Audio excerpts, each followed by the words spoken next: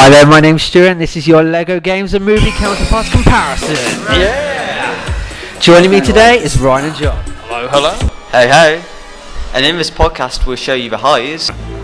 And the lows. Now, all the films have great action scenes and iconic moments. Here are a few of the best ones from each game. You're not sorry? You're not sorry at all.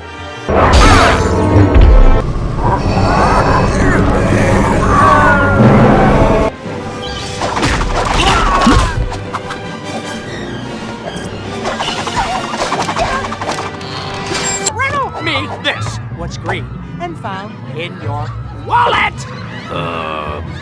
Money. No, not anymore.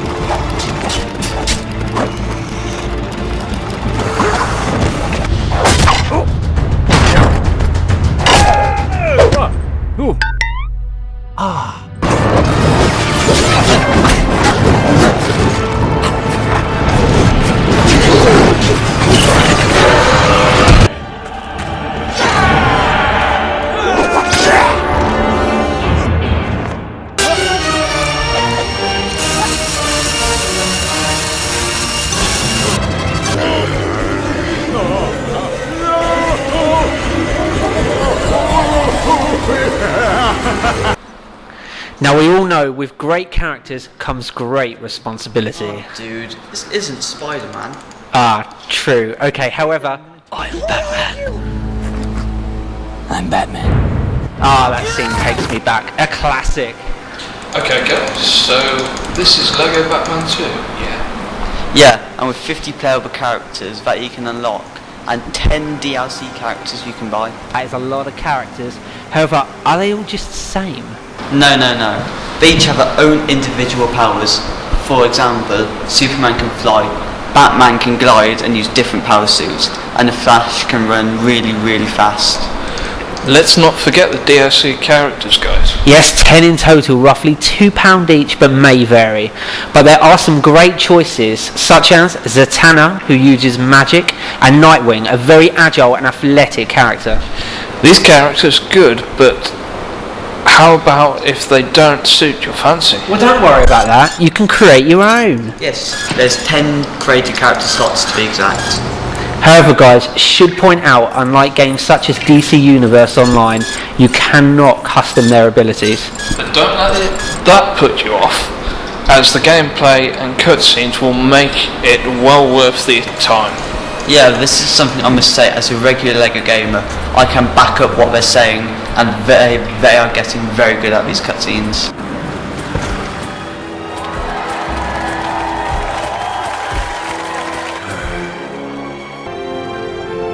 Okay, and now this is Lord of the Rings character selection screen, which, considering you can get it on that from in-game as well by holding triangle and select the character that you wish, but at the start of the game you need to pick the character again that you wish to use.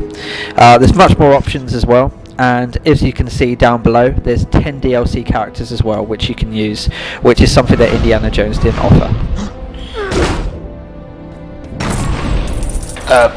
Positive this time compared with Indiana Jones, there are many more characters to select while you're playing through a level, or Each character has their own abilities, like Gandalf can shoot magic, Aragorn can track, Gimli can destroy rocks, Legolas, like all elves, can jump higher. So that each have their own abilities which make the gameplay much more fun.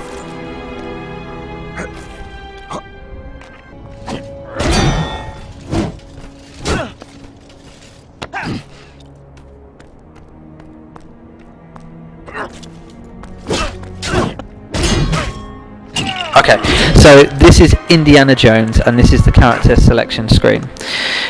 This is basically the hub of it. Looks pretty nice, and there's quite a lot of characters as you can see, but the selection can be a bit dated, to be fair, but we'll touch on that in a sec. In game you can choose any character that you can see here as well, but for the start of the game you do need to choose the two main characters from the film. however, the negative side to this, there are only specific characters you can use when you're actually playing a certain level. throughout the level. Oh, so such as Indiana Jones. Yeah. Okay, but because of that lack of characters, the abilities are shared between levels. Indiana Jones has got his whip, but he doesn't have his gun. Like with his whip allows him to reach places and pull objects. Whereas with like females like Marion, she can jump really high. You also have people with swords, guns, explosives, so like. Okay, and this is Star Wars.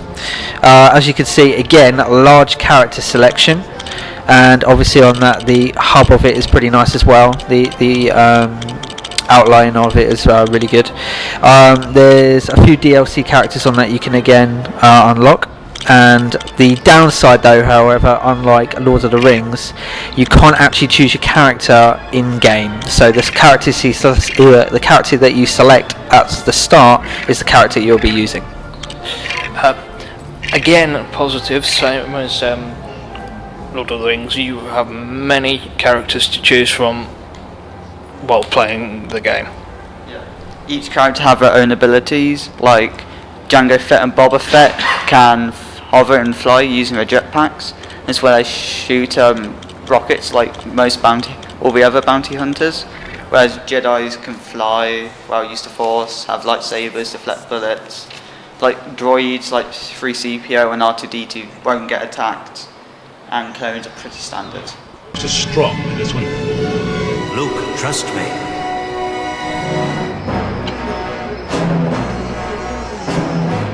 His computer's on. Luke, you switched off your targeting computer. What's wrong? Nothing. I'm all right.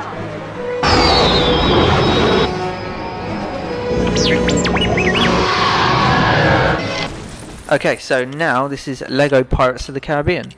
This screen also features, much like the other LEGO games, the character selection screen. There are 90 possible characters that you can play with in LEGO Pirates of the Caribbean, 79 of them being normal, 11 of them will be custom. Unfortunately, there are no DLC characters. However, it can be a good thing or a bad thing. As to other LEGO games, there are many possibilities with characters. There are, for instance, there are many different types of Jack that you can play as. There's Davy Jones, many different versions of Elizabeth, there's Will Turner, and also Blackbeard. Each character have their own abilities and stuff, like dogs can dig. Jack has his compass ability, which like when uses he can search for hidden objects.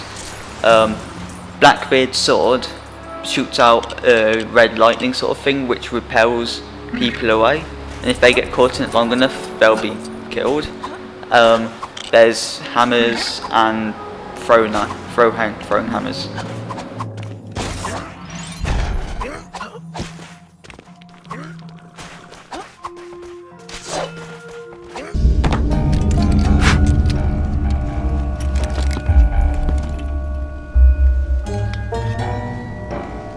My peanut. All Alien! Slack and braces! Aye, Captain! Slack and braces! Step lively! With a will!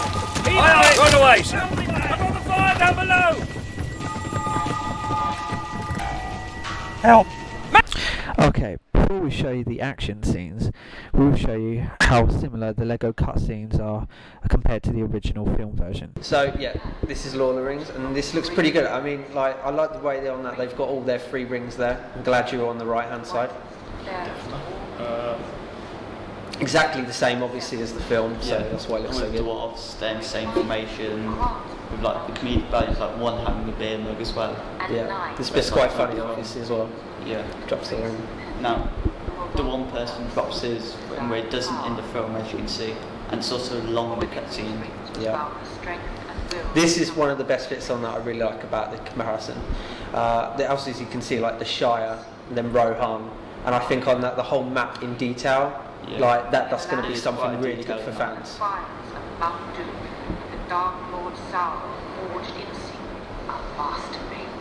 That looks really good. Obviously, The ending is almost the same. Yeah.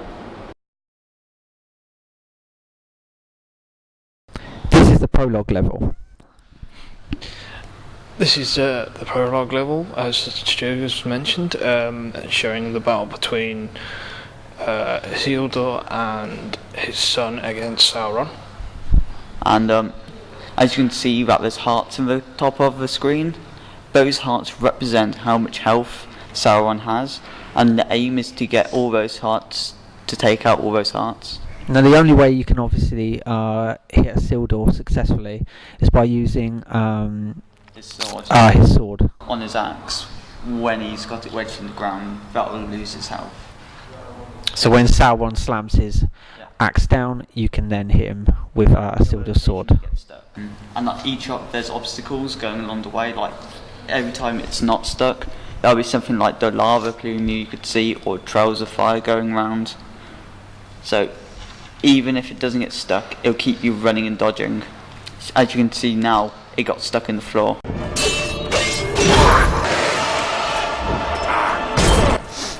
Now, these are towers. Now, the patterns on the towers are Mordor bricks. Mordor bricks can only be destroyed by Isildur's sword. So by selecting any other character, you can't actually damage the towers. As long as you have someone with that sword, you can destroy it. Something that looks really good in the background as well, as you can see, is also we like how the other animated characters that you can see running around, such as the elves swinging their swords and the orcs running. That's a nice little feature in the background.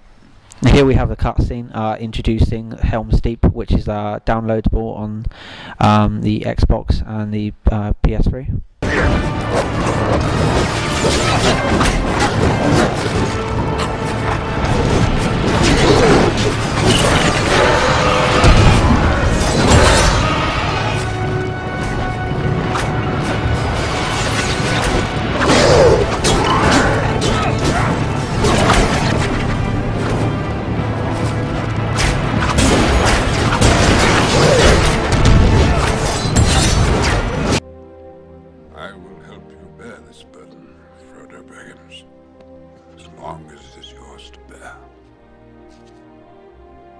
My life or death, I can protect you.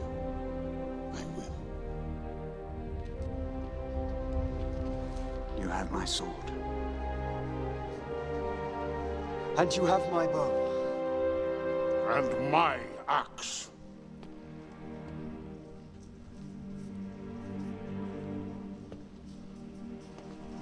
Carry the fate of us all, little one. If this is indeed the will of the Council, then Gondor will see it done. 9 companions. So be it. You shall be the Fellowship of the Ring. Right. Where are we going? Okay, and now we have Batman. This is also another demo level, much like the Lord of the Rings, that you can download off the Xbox or the PS3. And this level is also the first level of the game, which gets sent in automatically. As you can see, we're starting off at an award ceremony where the Joker's overtaken, and so we're going around doing objects like building the stairs to get on the stage in order for us to chase him. Something that's obviously a key feature in the Lego games, as you saw, was when you build things, much like the stairs. I like it kind of how it resembles the whole fact of when you're building Lego blocks together, you form an object. That's a nice little touch that they use in Lego games. As you can see with this fight against Harley, to get her hearts down, similar with Sauron when he gets his mace stuck in the sword, you attack that. You just need to attack her with your Batarang. And same style, when her hearts go down, you win. And each individual character obviously has their own unique moves. As you can see, Batman and Robin using their Batarangs there on that to hit Harlequin. And after each checkpoint there's a save point. Saving will allow you to come back later. Go on, and this is something we really like, Hub World. It's the really opening world on that, like, first introduced in all the Lego games. This is probably the best one you can find. In, like, as you can see, massive areas where we can fly around in, and like Superman again with his ability of freeze breath and laser eyes. I mean, who doesn't like that? Now, as you're about to experience, all the films are iconic with their not only their cutscene story but also the music. So this is something that we really like. Obviously, when you're flying around as Superman, as you can tell, the music has now changed to the main theme tune of Superman. However, when you're running around as Batman, then often you'll hear the Batman tune. As you can see, we're now driving the Batmobile. It's the Batmobile. But it's not the only vehicle you can drive, is it? No, you've also got Batman's bike, Robin's bike, the Robin colours Batmobile, other cars, jets, all sorts of things. And we think the Batmobile here, as you can tell, looks pretty good as well. It's got weapons like missiles and bullets, which you shoot the bullets by pressing square and missiles by pressing circle. Okay, so this is Lego Indiana Jones, and we're going to show you the action scenes this time. They think they've done a pretty good job here. As you can see, they've got the blades spinning just like the first one. And what they can do is you can use your whip to get through each one, but be careful, because if the blades do hit you, then you won't just respawn where you died, you'll respawn at the beginning.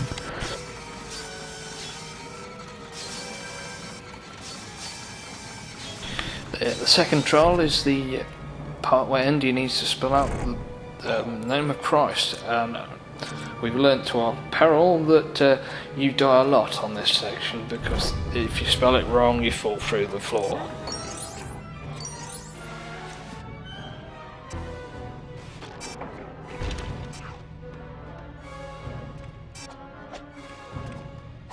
And the third trial, like everybody knows, is the leap of faith.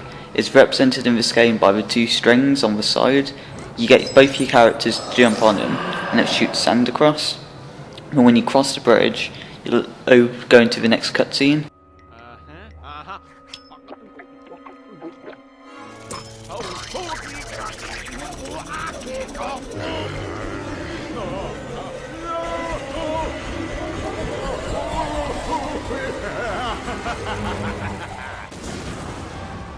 Okay, so here we have Lego Pirates, and as you can see, it's the bone cage cutscene. In this cutscene, Will gets thrown, meets up with Seized Jackie on the fire, gets thrown in the boat, gets captured, put in the bone cage, and thrown over the cliff, where he meets Mr. Gibbs, who's also in the same situation. That's when the two bone cages come in, and whilst they're doing that, you can see Jack run off.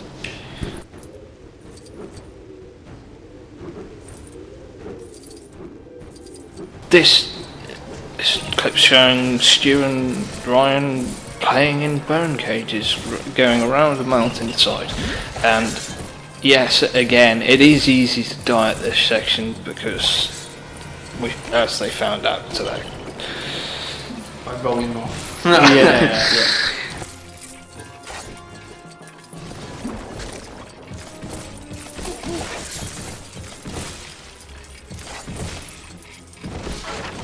And this is the cutscene on that that's set in London. It's a really good level actually. We think it's one of our favourites in the whole game. And if you compare it to any other Lego game, it's quite kind of like adds its own individuality, so it's very good. Pretty much just jumping from one carriage to the other. If you do miss, you will die, but luckily you do respawn straight back onto the previous location where you last failed to make the jump. It's pretty good though, because you can do quite a lot of different things, and they haven't really ever done this in a Lego game before. Here you can see the Geonosis battle scene, with all the Jedi turning up and doing their thing. Also, you can see Yoda doing his signature flipping and tricks, and Stu and Ryan changed into C-3PO and R2-D2, which are, as well as ghosts, cannot be attacked.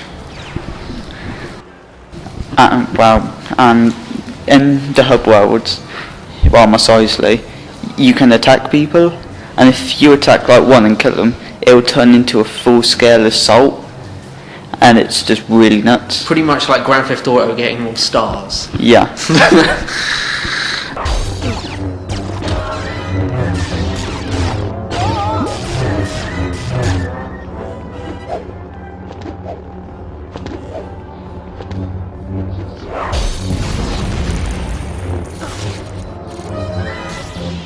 And this is the Mustafar opening scene. I think they've done a really good job on this one as well. As you can see, just coming from the opening cutscene, Padme on that in Lego form looking pregnant, that's quite hilarious. And then you've got obviously the big battle between Obi-Wan Kenobi and Anakin Skywalker. It sets up nicely on that for the final battle, which is done really well, and you can check that out as well. Okay, and here we have Mitch as well, who's also on my course. Say hi, Mitch. Hello there. Right, so Mitch, I hear you've played actually quite a few of these Lego games. Oh, of course. Cool. Which ones have you played? The Batman, both Batmans. Oh, they've got to be my favourite.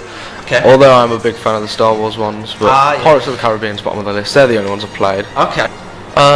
I'd like to see this. Okay, so what actually in the films and the games did you like? Like, what kind of is similar that you really feel, they've done a really good job in the game on that? I'm trying to think. Well, I'm a massive fan of the Batman films and Star Wars films. Yeah. So, it's going to be hard to compare a Lego game to the films. Okay. But who's your favourite character in all these Lego games? The Lego films. All the films and all the Legos. I feel like I want to say the Riddler. The Riddler? But I don't know. Okay. The Riddler from the Batman. Yeah. And from the Star Wars, I would say Darth Maul. Darth Maul was an awesome character on the games. Okay, and now we've got Ollie. Hi, Ollie. Hello. Right, mate. Now we're doing the Lego games and film counterpart comparison. How do you feel about that? Good. Yeah? Okay, now, big fan of the films? Yes. Big fan of the games? Oh, yes. Which ones have you played? Pirates of the Caribbean, At World's End, and Lord of the Rings. Oh, okay. Now, Twin which Towers. one's your favourite? Ooh, I'd say they're both just as good as each other. Really? Both comical aspects in their very good games. Oh, okay. And what's your favourite film out of them? I'd have to say Pirates of the Caribbean due to the more comical sense in it, whereas Lord of the Rings still very good, but quite a bit of running going on. Okay. And are they as good as the films, the games? I'd say they're just as good, yes. Just as good. And Yes. why would you say that? Well, as I said, films are very good, but they tend to take more Mickey takes with the Lego games, such as when you get certain characters dying in the Lord of the Rings one, they use bananas instead of arrows. Ah, so such as Boromir? Yes. Yeah. Definitely. Okay, cool. And if I had to say to you, on a scale of 1 to 10, Lego games? Oh, definitely 10. A 10? Yeah. So you're a big fan? Yes. Wicked. Cool, thank you. We got it down. So Stu, what is your favourite game of the bunch? Well, dude, I think I'm going to have to go for Indiana Jones. I think it was a brilliant game. They've done a really good job. It's for anyone who wants to just play a great game, but also I think it's just awesome for fans to play. It's so like the film. There's great comedy.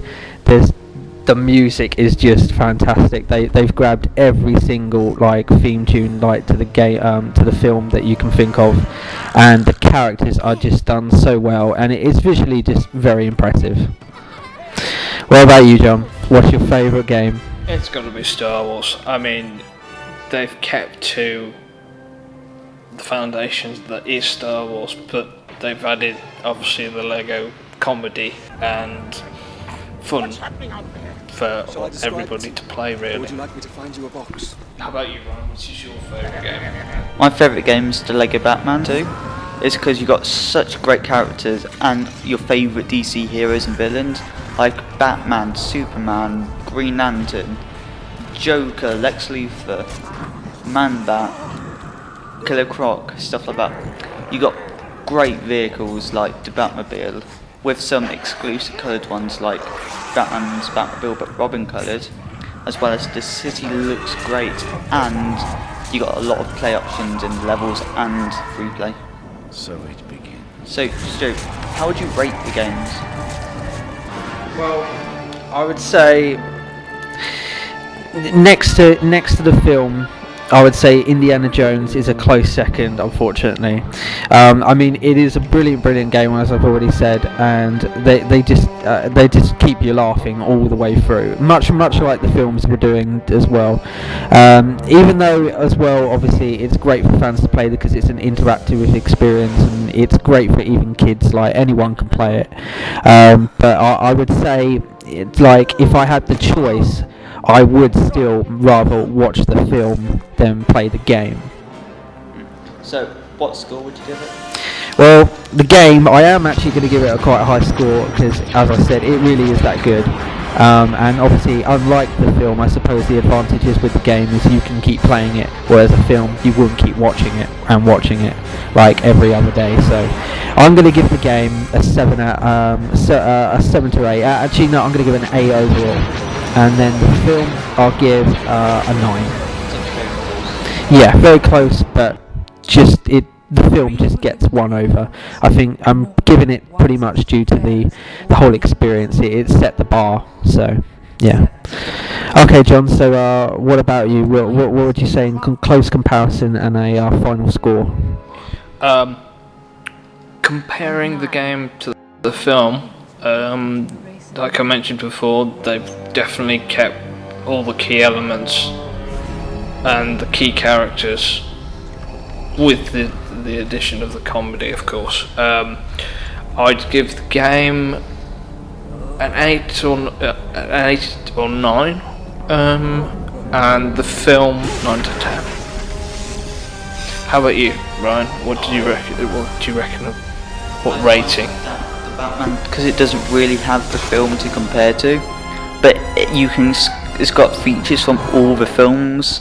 So far, like, you got how like Batman doesn't want to work with others, you got other people who want to help but he's just rejecting, you got his thinking that he can take it all by himself, and it's just great. But again, it doesn't give you quite as much as the film, though you can keep playing the games. It's like the film's just a little bit more exciting. So I'll give like the game an 8 and the film a 9. Cool, so overall, guys, we're putting the game at an 8 and we're giving the films a 9. That is really close, showing just how very close. Yeah.